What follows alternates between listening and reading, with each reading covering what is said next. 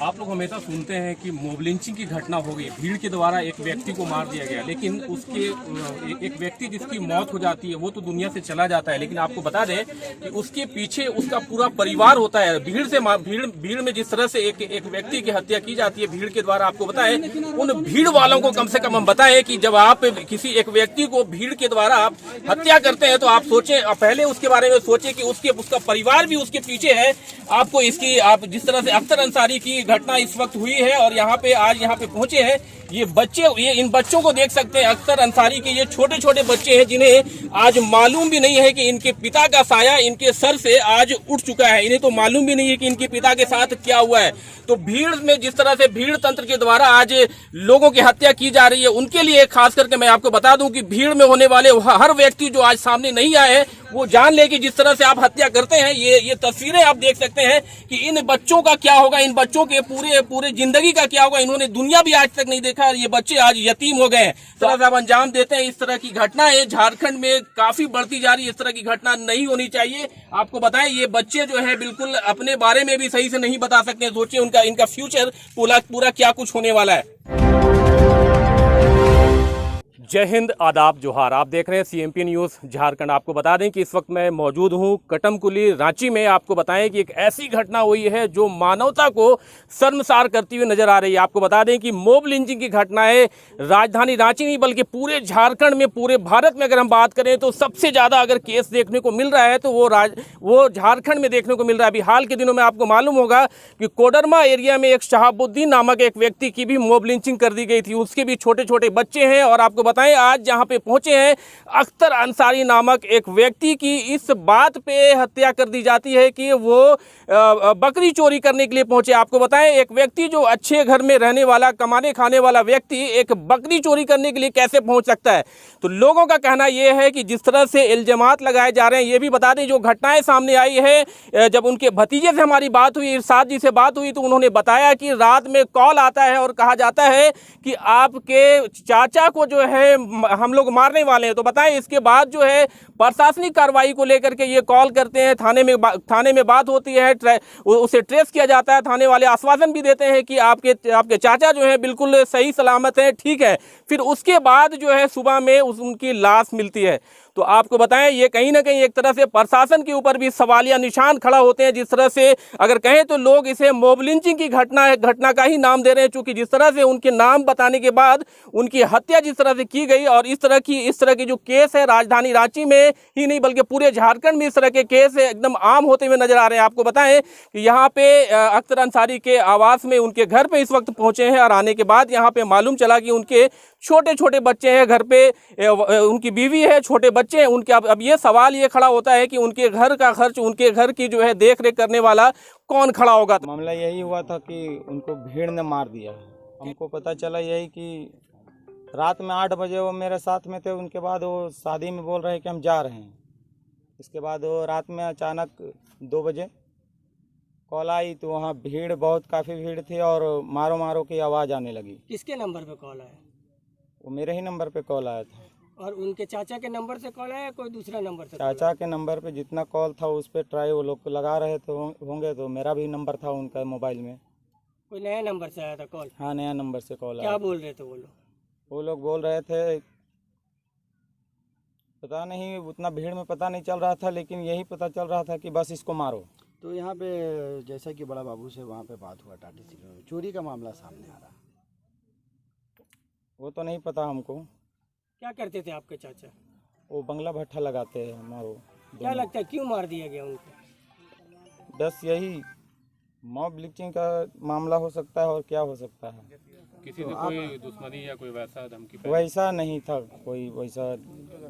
तो इस तरह की जो घटना घटी तो आप स्थानीय थाना गए थे? हाँ, गए थे। क्या बोला गया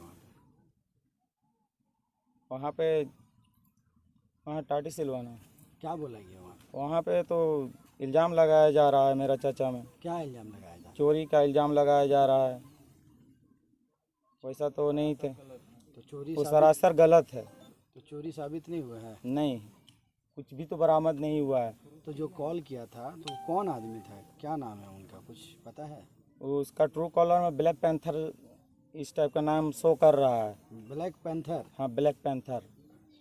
रात में कितने बजे फ़ोन आई थी? रात में 2 बजे लगभग क्या बोला गया था फ़ोन करके?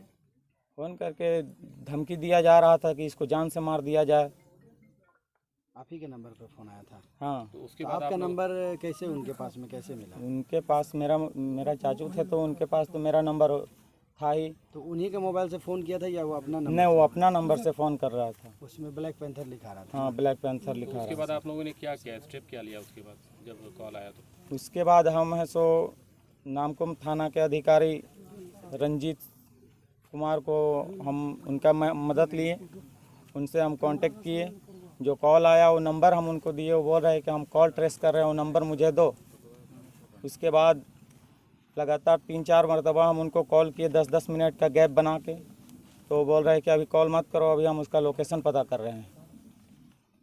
उसके बाद 3-4 बजे एक बार कॉल किए, उसके बाद 4:10 में जब कॉल किए तो वो बोल रहे हैं कि ये मेरा जोन में नहीं आता है, यानी मेरा क्षेत्र में नहीं आता है, सो ये टाटी सिल्वर क्षेत्र में आता है। ये बोल के और बोल रहे हैं कि हम लोकेशन और उन लोगों का नाम जो ट्रेस किए हैं ये सब हम टाटी सिल्वर थाने अधिकारी को दे रहे हैं। तो आपको कैसे पता चला उनका जो बॉडी वगैरह जो मिला, कैसे पता चला? हमको रवि कुमार सिंह जो है टाटी सिल्वर के थानेदार के अधिकारी हैं, वो हमको 7:02 या 3 मिनट में फ़ोन किया हमको। ये बोल रहे हैं एक हमको बॉडी मिला है जिसका चिन्हित करना है, आप अपना व्हाट्सएप नंबर दीजिए। तो मैंने उसको अपना व्हाट्सएप नंबर इधर से हाई किया। उसके बाद मेरा में 2 तस्वीरें आई जो कि मेरा चाचा का डेड बॉडी। क्या कुछ मांग करते हैं सरकार से, प्रशासन से, क्या कुछ मांग रहेगा? हम यही चाहते हैं सर ना कि हमको इंसाफ मिले, और ये आजकल के दौर में ये जातीयता वाला जो हो रहा है ये सब ना हो। ये भारत देश है और भारत देश में ऐसा होना ठीक नहीं लगता है, और लगातार ये सब होते जा रहा है, ये कोई नई बात नहीं है। क्या लगता है आपको, कोई दुश्मनी के तहत इन्हें मारा गया या फिर कुछ और कारण लग रहा है आपको? नहीं, दुश्मनी तो किसी से था ही नहीं क्या वैसा। करते थे आपके चाचा? बस वही बंगला भाठा लगाते थे हम लोग। ये जो अख्तर अंसारी का भी मोब लिंचिंग में या हमारा जो भी हो, तो कल ये शाम में किसी काम से 8 बजे के लगभग बताया जाता है कि घर से निकले। घर से निकलने के बाद रात में लगभग 2:45 मतलब 2:45 बजे फ़ोन आता है कि हमें बहुत मार रहा है। अपराधियों को थ्रू फ़ोन किया गया, उसमें उन लोगों ने तरह तरह के इल्ज़ामात लगाए जा रहे थे, नाम पूछ के बेरहमी से पीटा जा रहा था। उसी दौरान इरशाद जो इनका भतीजा है वो फ़ोन किए नामकुम थाना के ये थाना प्रभारी को। अब थाना प्रभारी है या स्टाफ है, पेट्रोलिंग के दौरान वही थे, वही फ़ोन रिसीव किए। तो उन्होंने बताया कि लोकेशन भेजो और मोबाइल नंबर जिस नंबर से फ़ोन किया गया था वो नंबर को आप फॉरवर्ड करो। तो इरशाद ने वो नंबर फॉरवर्ड किया। वो बोले कि हम लोकेशन ट्रेस कर रहे हैं। लोकेशन ट्रेस करने के बाद ये कंटिन्यू उनसे बात होती रही इनका 1 घंटा तक। तो रंजीत कुमार जो नामकुम थाना प्रभारी है, तो उन्होंने बताया कि नहीं, आपके जो चाचा है उनको लपड़ थप्पड़ से मारा गया है, वो सेफ़ है, जख्मी नहीं है, सो निश्चिंत रहो। यहाँ पे लोग निश्चिंत हो गए। फिर लगभग 5 या 5:30 के लगभग में बताया जाता है कि यहाँ जो आपका ये थाना है टाटी सिल्वे थाना, वहाँ से फ़ोन आता है कि एक लाश हमें रिंग रोड पे मिली है, तो व्हाट्सएप नंबर दो, उसे शिनाख्त करनी है। इनको ये अपना नंबर दिए तो देखे कि इनका चाचा ही है। तो अब ये चीज़ समझ में नहीं आता है कि जब वो थाना वाला बोल रहा है कि लोकेशन हमें नहीं मिला, जैसे चुटिया ये थाना से टाटी सिल्वे थाना से हम लोगों ने बात किया तो उन्होंने बताया कि हम लोग को फ़ोन आया था 5:30 बजे नामकुम थाना के द्वारा, और नामकुम थाना का कहना है कि आपका चाचा सेफ़ है। फिर ये बतलाते हैं आपका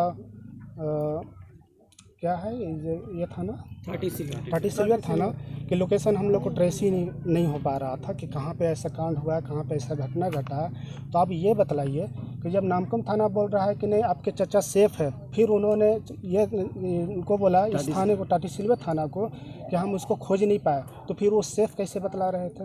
तो इसमें कहीं ना कहीं पुलिस का भी साजिश है, और साजिश के तहत इसको मारा गया। और सबसे बड़ा कारण मारने के पीछे कोई अपराध नहीं था, बस अपराध इस बात का था कि ये जो मुस्लिम था, मुस्लिम के नाम से तो आज पूरे भारत में तो चोरी की बात सामने आ रही है। चोरी तो इल्ज़ामात तो कुछ भी लगाया जा सकता है ना, इल्ज़ामात लगा के कहीं पे भी मार दो, अकेले पाया क्या मुस्लिम है कुछ तो मार दो। क्या कुछ मांग करेंगे प्रशासन से? प्रशासन से ये कि इनके छोटे छोटे बच्चे हैं, इनका फ्यूचर को भी देखना है, इनका कोई सहारा नहीं है। दूसरी बात है कि ऐसा जो कांड हो रहा है, इस तरीके से जो मॉब लिंचिंग हो रहा है, जब झारखंड सरकार कानून बनाया है तो लोगों के अंदर तो डर नहीं है। इसलिए डर नहीं है कि सख्ती से कोई कार्रवाई नहीं की जा रही है। अगर लोगों को इस तरीके से अपराध होती है, अगर फांसी की सज़ा दी जाती है तो लोगों में एक डर रहेगा, किसी को जात के नाम पे नहीं मारा जाएगा।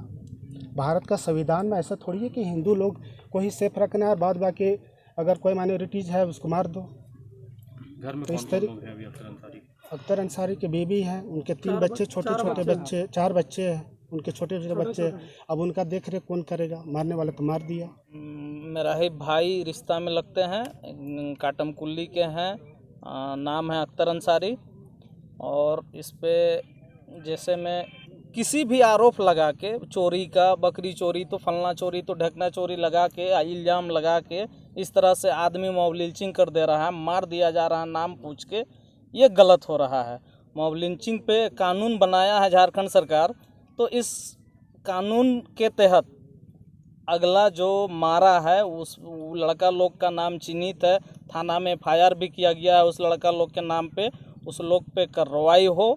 और रही बात कि ये प्रशासन का बहुत बड़ा माने क्या कमजोरी है। ये प्रशासन हमको फ़ोन करके कहता है कि लड़का अख्तर अंसारी मेरे पास है, सुरक्षित है, सेफ है, और हम जाते हैं तो हमको लाश मिलता है। ये प्रशासन का भी दोगलापन बहुत गंदा, माने क्या बताएं। ये कितनों तरह का हम बात बोलते हैं तो ये सब माने बड़ी निंदनीय बात है। इस तरह से नहीं होना चाहिए, किसी का नाम लेके मॉब लिंचिंग कर देना ये एकदम गलत है और इस पे कार्रवाई होनी चाहिए। और इंशाल्लाह हम आने वाला दिन में विधायक इरफान अंसारी से भी मिलने जा रहे हैं बहुत जल्द इस मामला को लेके। ठीक है। किसने कहा था कि वो सुरक्षित है उनके पास है? प्रशासन ने कहा था। कौन सा? थाना के स्टाफ जो भी थे, प्रभारी थे या छोटा बाबू थे या जो भी थे, दरोगा थाना थे। के प्रभारी ने कहा था। कैसे बात हो रही? फोन पे बात हो रही थी? फोन से ही बात हो रही थी, फोन पे ही बात हो रही थी। कौन से थाना से बात? टाटीसिल्वे थाना। टाटीसिल्वे थाना के प्रभारी ने अब ये हम नहीं कह सकते हैं कि प्रभारी ने कहा कि SI ने कहा, प्रशासन ही बोला कि सुरक्षित है।